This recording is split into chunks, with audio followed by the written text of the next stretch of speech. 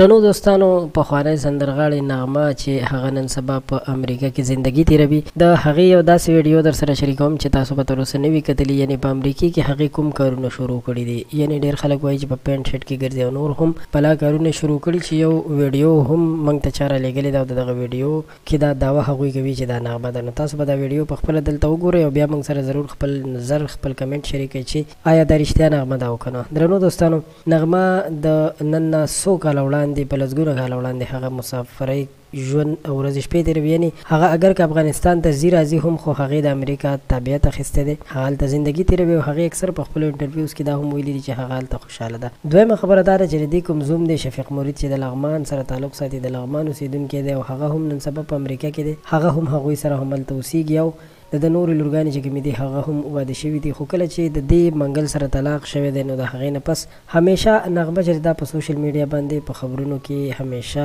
د دې خبر او د دې ذکر راځي که هر څه وشي نو خلک په نغمې باندې یو خبر خلکو ته ورکوي او دغه ویډیو خپروي. نو اوس به راشو د نغمې د دغه ویډیوګانو اړخ ته. قدرمنو د نغمې په باره کې کله داسې خبرونه خورېږي چې هغه وفات شوې ده یا مړه شوې ده، کله داسې خورېږي چې هغې اکسیډنټ کړی دی او مختلف قسم خبرونه د هغې باره کې مخې ته راځي. اوس مهال چې د کومې ویډیو خبره کېږي چې د هغې یو داسې ویډیو راغلی ده،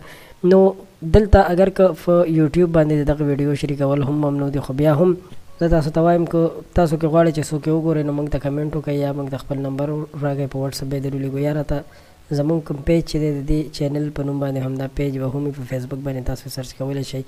هلته موږ ته میسیج وکړئ، تاسو سره به دغه ویډیو شریکه کړو ځکه چې دلته موږ شریکول نه غواړو او د هغې خپله یو